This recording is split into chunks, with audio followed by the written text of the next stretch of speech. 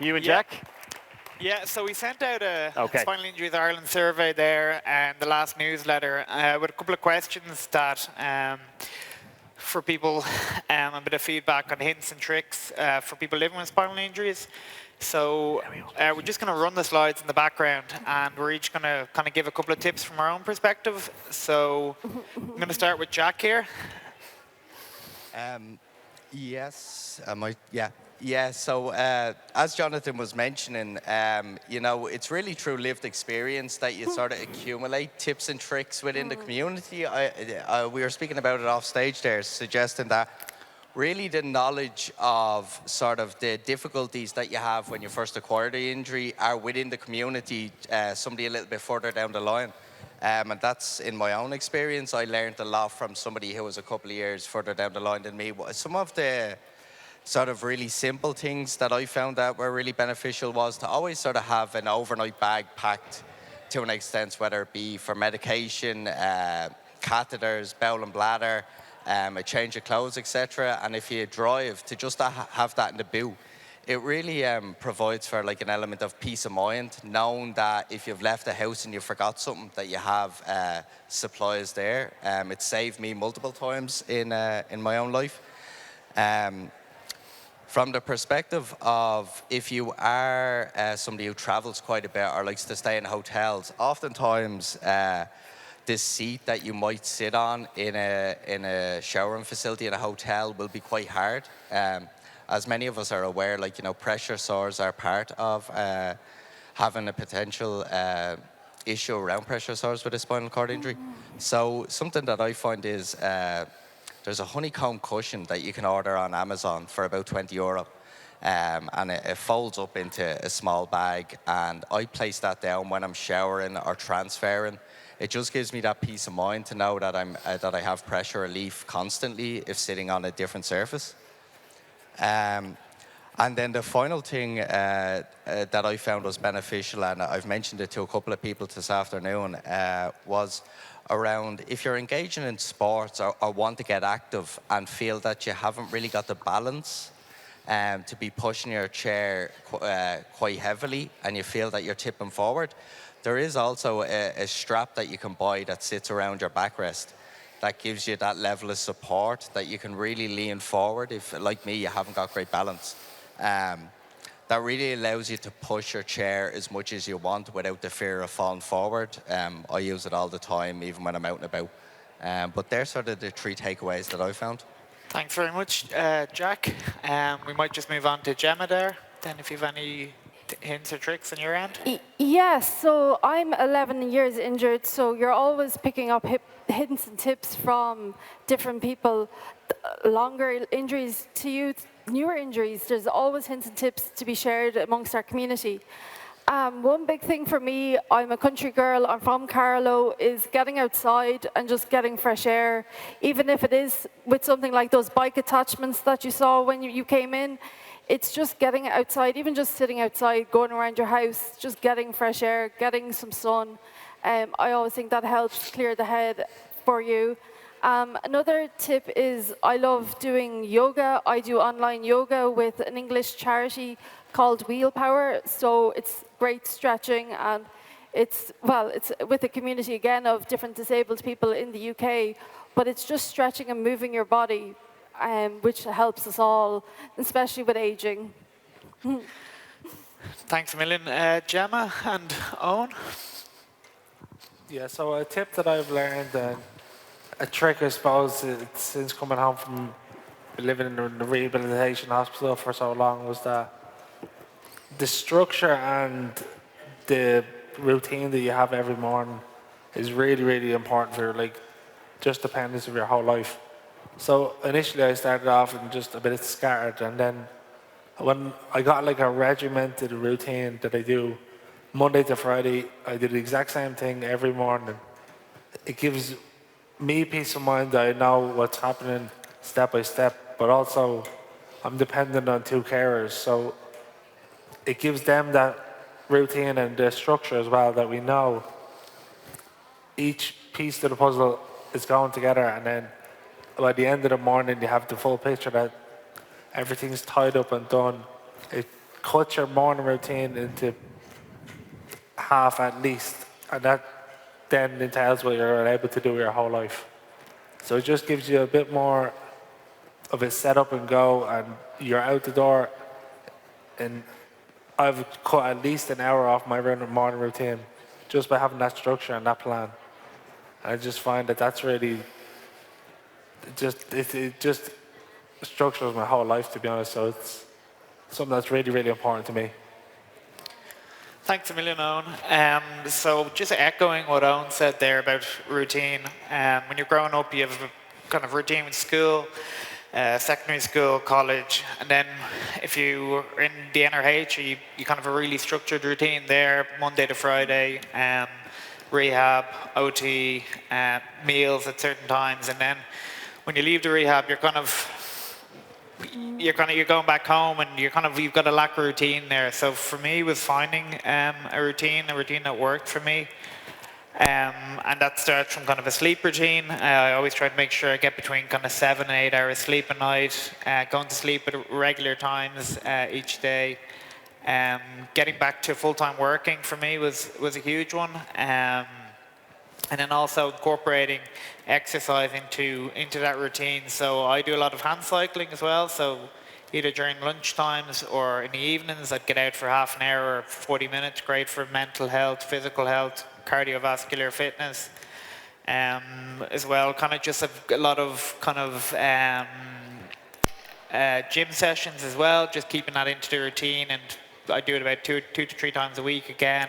And just having a routine, it may seem like something that, you don't want to have the same routine all the time, but it really helps to structure your life and kind of actually gives you more time to do the things you enjoy. And by keeping healthy and fit, kind of gives you the opportunity to, to fully embrace life and kind of make the most of it and kind of travel and stay healthy. So eating well as well was a huge one for me. If you're eating well, you're feeling well, you're healthy, and you're more likely to be fitter and kind of more energy. And yeah, I think just keeping busy is really important. Initially as well, I'm 14 years post-injury now, but I suppose one of the hardest sort of obstacles that I found was information, or lack of centralized information around all of these concerns that you initially have, whether it be through travel or bowel and care, bladder, carers, whether it be gyms, swimming pools, etc. Like all of these things are questions of the unknown. Questions you don't know who to ask. Exactly, and I suppose really to sort of centralise it and epitomise it is it's Spinal Injuries Ireland were a really strong outlet for me in the first couple of years. In terms of just being able to ring up and say, listen, I want to do this and I have no idea how to do it. Spinal injuries get numerous calls of a week, and if we don't know the answer, which generally at this stage now we do, we can go and find that information. So those sort of unknowns that can be oftentimes cause anxiety, which may not allow you to go and do it, that if you just pick up the phone and make that initial phone call, that we're able to provide that support and figuring out how to go about doing it.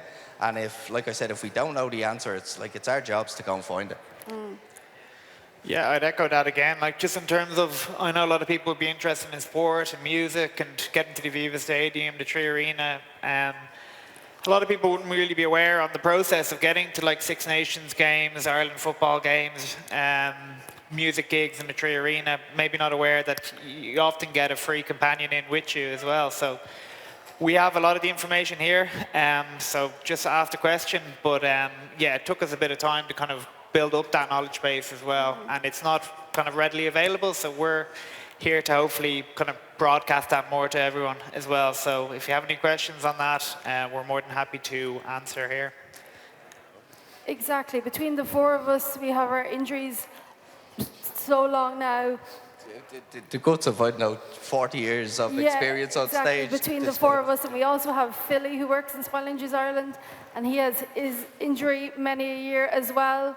So there's and Amy, our colleague who is a walker with her spinal injury. So between us all, we all have knowledge of something that don't feel alone when you're having issues or problems, or it can be something so simple, but you just don't know how to access it or how to find out information. So just reach out to us, because that's what we're here for. Because I know, like Jack said, in the early days, it was Spinal Injuries Ireland I reached out to for questions, concerns, whatever it was. So reach out to us, because that's what our job is. That's what we're here to help people. Our injuries vary as well across all the different levels, so it kind of gives us that ability to be able to provide more than just one piece of knowledge, I suppose. We have a bit of expertise across the board, which is a lot of benefit, I suppose. I suppose from the outset, does anybody have any questions? I know it's been a particularly long day, and we were speaking about the fact that, you know, people with spinal cord injuries, our battery is slightly different and slightly can be depleted towards the end of the day, especially being up so early. But if anybody has any questions, I suppose before we wrap it up on a very successful day. Don't be shy. Yeah.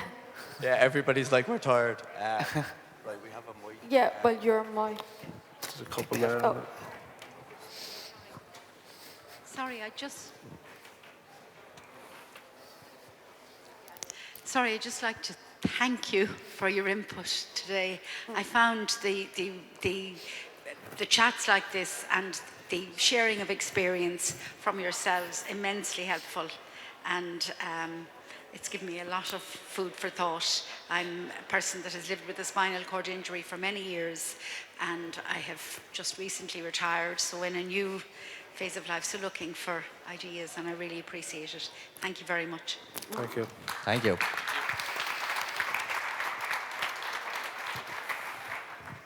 Any other questions out there? Mental issues, depression. Do you have any advice, or do any of you suffer from that, depression thing? So is anyone having a hard time? Yeah, Eddie, obviously, I know there's an age gap there. I had my injury when I was very young. And for a long time, I couldn't really find purpose. And without purpose of life, you know, oftentimes, you know, mental health comes at a significant cost without purpose. I think through finding a passion after a spinal cord injury and really plowing into that, you know, it gives you that purpose, but then you also find that through engaging in one particular thing and putting your heart and soul into it, that multiple opportunities open up. And I think through it, for me particularly, it was sport. But through engaging especially with the community as well, I find that because we're a small nation, but an awful lot of us live rurally, you know, there can be an awful lot of isolation attached with having a disability and feeling isolated from your community prior to your disability. But I would say ultimately purpose is the one thing that people with disabilities across the board, but especially our community in spinal cord injuries, struggle with post-injury. I would suggest as well, spinal injuries offer counselling services to people who've acquired a spinal cord injury or to specific family members free of charge. That's one of our biggest services, because we recognise that sort of transition period that you find yourself in post-spinal cord injury is, you know, to put it lightly, it's not for the faint of heart. And I know that it's something that in the initial 2 or 3 years, you know, I really struggled with my mental health, and it was only through engaging with the community and with spinal injuries that I sort of found, I suppose, my place in the world. Yeah. It's not a question. Just Jonathan, you mentioned, you know, the companion tickets free for the concerts and things, but there's lots of, you know, hacks like that, as you say. I know for any of the Six Nations games, for all the away games, both the wheelchair ticket and the care ticket are free. Travelling on the Eurostar, I don't know if anyone's only done it, I've done it a few times. And the only carriage that's accessible is the business class carriage. So you pay the regular ticket, but you get upgraded to business class, which means the lounge, free food and drink, you know, in the lounge and on the train. So there is some benefits, and that's certainly the Eurostar. If I'm traveling from the UK to Paris or Belgium or mainland Europe, that's a really nice benefit, you know. So that's one thing to be noted. Thanks, Philly. And I did actually avail of that myself during the last Rugby World Cup, and the prices are fixed as well. I think it's €90, so get business class, €90 on the Eurostar for 2 people. It's it's a very nice experience. And just to reiterate there what Jack was saying as well, we do have free counselling. If anyone needs it, I would like to inquire about that. We do offer that for family, for carers, and for individuals themselves.